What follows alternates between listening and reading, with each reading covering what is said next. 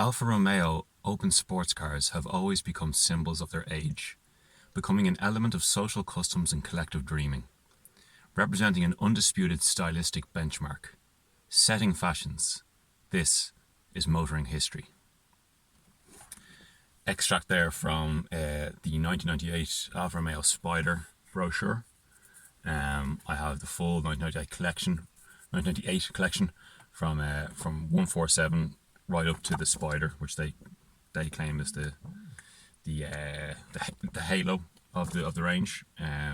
Personally, I would have went 166 as the top of the range, but I suppose Italians, sports cars, etc., etc. Beautiful words there. How is everyone? 3 more weeks of lockdown since we last spoke. That's going to be fun, I suppose. It means I might keep making more of these to keep myself entertained, if no one else. I don't know, honestly. Thanks to the few people who said nice things about the last video, said it was enjoyable. Those who didn't, you can fuck off. Yeah, but we'll get through it. 3 weeks sounds long, and it will feel long, but in the grand scheme of things, it's not that long, and it's for the best. We're helping each other out, you know. Okay, that's the coronavirus splurb.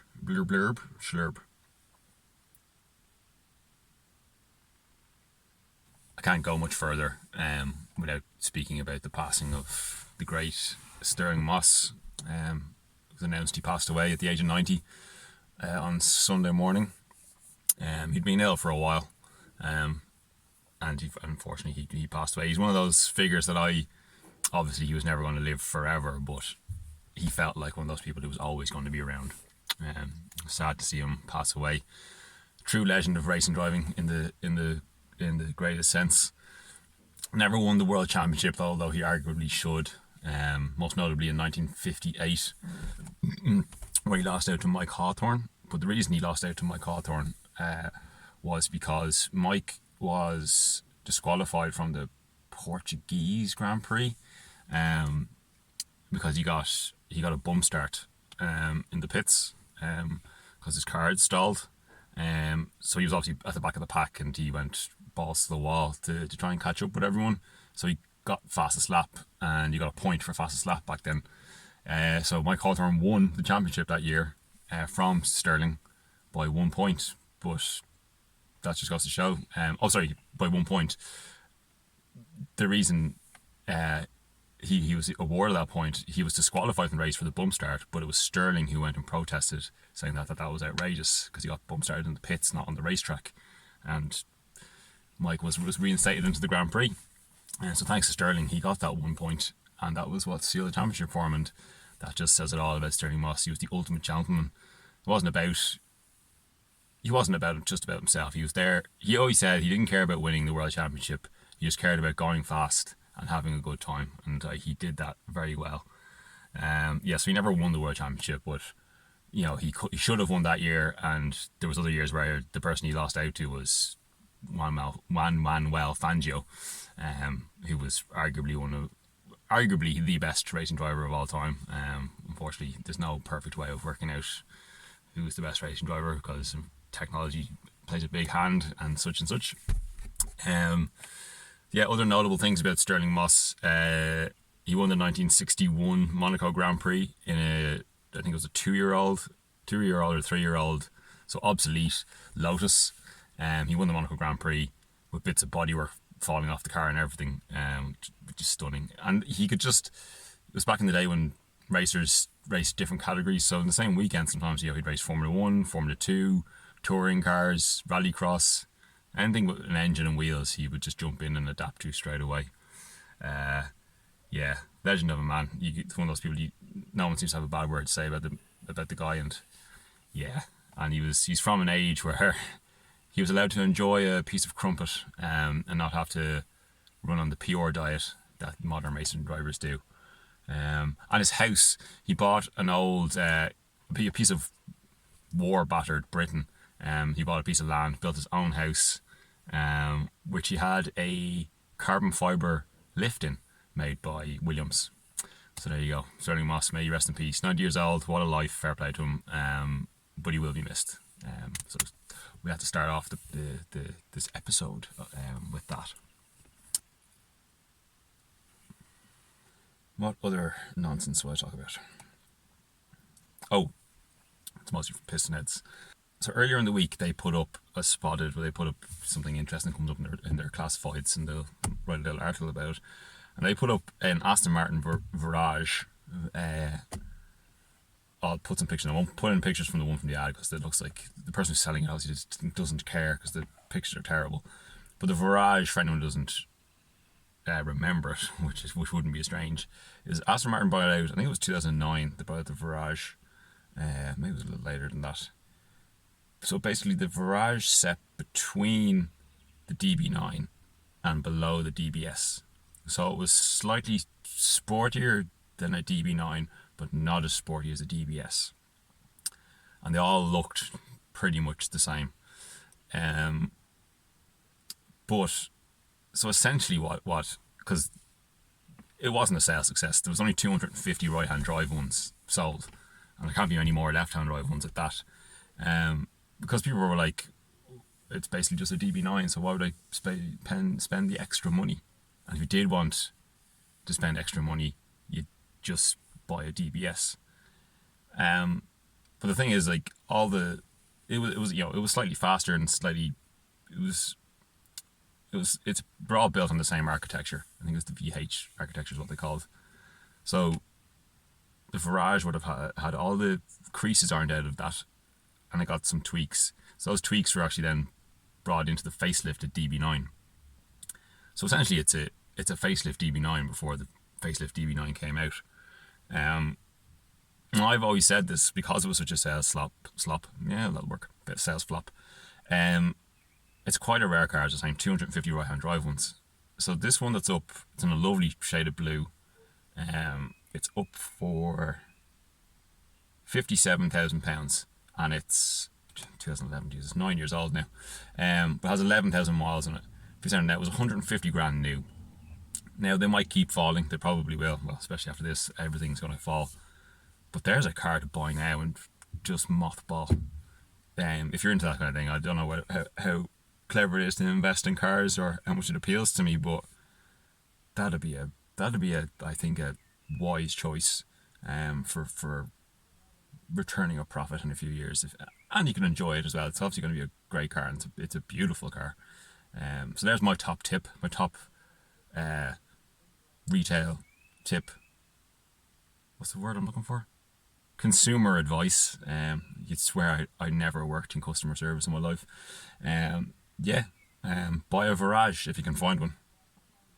They put up an article today about the Volvo C30 Polestar concept that they brought out. I think it was 2009 they brought it out, so 11 years ago.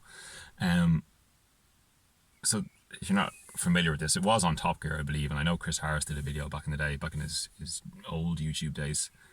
So it's a Citroen C30, which was their small hatchback in the early to mid noughties. It's when Ford still owned Volvo, so it's basically based on a Ford Focus, just not as practical or as nice to drive. Apparently, I haven't driven one. But the C30 Polestar, so Polestar essentially they're a Swedish race team. They race in the Swedish Touring Car Championship very successfully. They've won several championships, and they were kind of vying to become the performance arms of Volvo. So like BMW M, AMG Mercs, etc. They wanted to become that. So as a kind of concept, they got together with Volvo and they brought out the C30 concept. So it comes in that beautiful Swedish blue, a body kit, but clearly it makes it stand out, but it's not over the top. But it had 405 brake, I think it was, and Haldex 4-wheel drive. But I believe it had diffs front and back. Like, and it had a 6-speed manual, and this is before even the first gen RS3 existed. But they didn't put it into production. Like, it was a full working concept, fully functional, and they never what a thing. They could have charged 50 grand and people would have bought it. So obviously Polestar from then kind of became They did tie up with Volvo. I think Volvo bought them out all in the end. So they did release like engineered by Polestar, I believe it was called, Volvos. So they were tweaked Volvos, but they were tepid to say the least. It was kind of more like M Sport or AMG line. Nice cars, I'm sure, but never what that C30 promised, unfortunately. And now Polestar obviously is a sub brand of Volvo. That is going to just make electric cars, beautiful electric cars, don't get me wrong. And that Polestar 1, which is a hybrid, is a very cool thing. I would like one of those. Like that thing C3 had like Olin's dampers and Brembo brakes and everything. 400 brake, 4-wheel drive, little hatchback. Oh, if it ever, like, someone has it. I don't know if Volvo still own it or if Polestar still own it, but God, if that ever came up for sale, a man can dream. A man can dream. Stuff to watch. So I gave you a climb dance last week, or that wasn't a week, a couple of days ago. Climb dance. I don't know if anyone watched it, but it's still in the description from the first video if you want to watch that. Climb dance, great Peugeot video, Peugeot RE Vatdown and Pikes Peak. So the Formula One YouTube channel, they've uploaded a few classic races. The 1986 Australian Grand Prix. What other ones have they put up? 97 European Grand Prix, where Schumacher, Villeneuve and Frentzen in qualifying all got the same lap time for pole, down to the 1,000th of a second. It's a good race though. They've also put up, what else have they put up? Oh, Monaco 96, crazy race. They put up last year's Italian Grand Prix, which was good if you're a Ferrari fan. And a few others. So yeah, if you want to watch some, when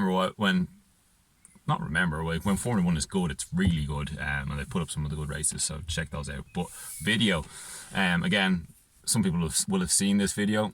It might be not new to a lot of people, but if you've never seen this, I suggest you watch it. It's the Roof Yellowbird lap from the Nürburgring. This is back, I think it's either the late 80s or early 90s.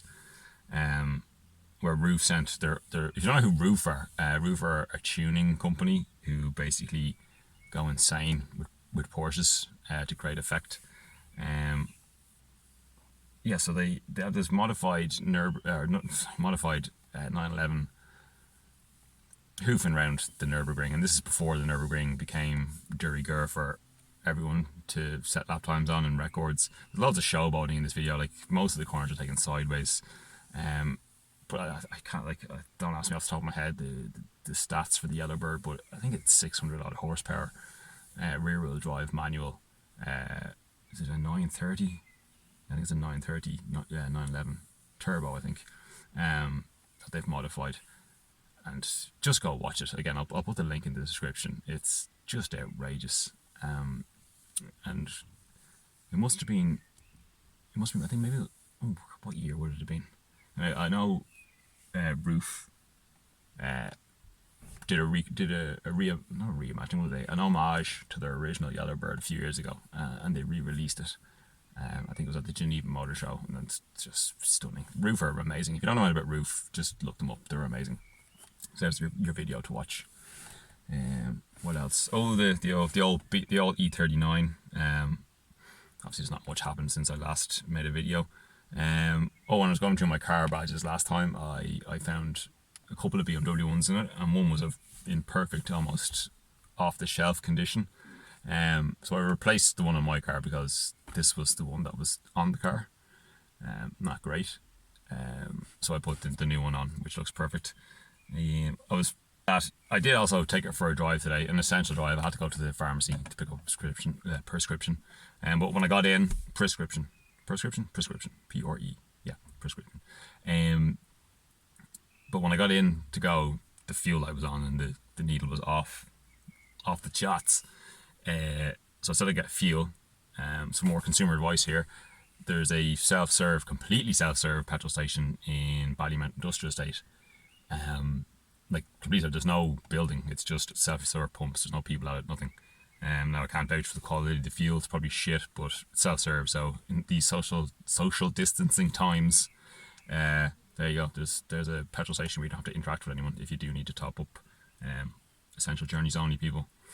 But it was nice, so that means I had to take 2 exits down the M50, which was nice. It was nice to stretch the legs of the old car and get out for a drive, even if it was short. Yeah, and everything seems fine. Got up to temperature fine, ran smoothly. Yeah, so everything's okay with the old beat. Yeah. Oh yeah. Well, keep up a trend from the last video. I dipped in and picked out one of my model cars to discuss. Slightly less rare, this one. Well, it's a rare car, but most people know it. The Ferrari Enzo.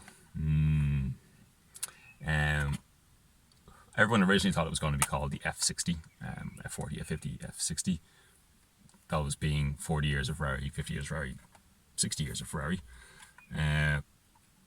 But because it was the first, no, it wouldn't have been, it was the second hypercar that they brought out after the passing of Enzo, because the F50 was after Enzo's time. But in a tribute to the founder of the company, they called it the Enzo, which works. It's way better than the Ferrari. And yeah, it's like the 550 and stuff I was talking about last time. It's a Ferrari of my era. 2001, 2002, they launched the Enzo. I think it was 2002. So I would have been 15, 16, 15. Yeah, young. So yeah, even though like its design, you wouldn't call it a pretty car. But again, going back to what I was saying last time about these speedster, roadster, limited edition hypercars everyone's bringing out, it's always function over form, and this was designed to be as aerodynamic as it possibly could be, and while sticking to Luca de Montezemolo, who was head of the company at the time, his rule that no Ferrari should have a wing on it. And although not pretty, I think it is striking, and it's such an interesting thing to look at. I don't know. It's every time I look at an Enzo, I'm just like, I don't know. It intrigues me. The shapes, it's excellent, and I've had the joy of seeing a few Enzos in my lifetime in the flesh, because I've gone to a few Ferrari shows and dealerships and stuff. And actually, the very first time I saw an Enzo was in 2003, and I sat in it, a yellow one. Because it was 2003, it was 100 years of the Phoenix Park races. For anyone who doesn't know what the Phoenix Park races were, it was originally the first Grand Prix, if I'm not mistaken, pre-war Grand Prix was in the Phoenix Park. No, it was in Ireland, it was somewhere else. But anyway, they used to have Grand Prix in the Phoenix Park. It used to be used as a racetrack, a motor racing track. But then in later years, the Phoenix Park races were so they had several different races on Irish racing series. Like there used to be a kind of a spec series saloon car called S2000 and Formula V and Fiat Uno Cup and all sorts of stuff like that. Stuff you used to see on RPM and stuff back in the day. And it was a free event, you know. And then there was model car stalls, and then there was the owners' clubs would bring cars you could go in and look at. It was just excellent. So 100 years of the Phoenix Park races in 2003. Des Cullen managed to get a yellow Enzo and brought it over. And it wasn't like you couldn't really get up close to it because it was in the same compound. They brought it around the track, but when it was off the track, it was in the same compound as, was it the F310 or the F300? One of the either 97, 98 Ferrari Formula 1 cars, which they also brought out on track. So it was in with that, so people weren't allowed near. But my dad was some man for sweet talking people, so we managed to get in past the gate and talking, and I managed to get myself into the driver's seat of the Enzo. I didn't even ask, the door was open. My dad was talking to the guy, I don't know, the minder probably of the Enzo. So yeah, and models are one thing and pictures are one thing, but you see these things in real life, they're just mind-boggling.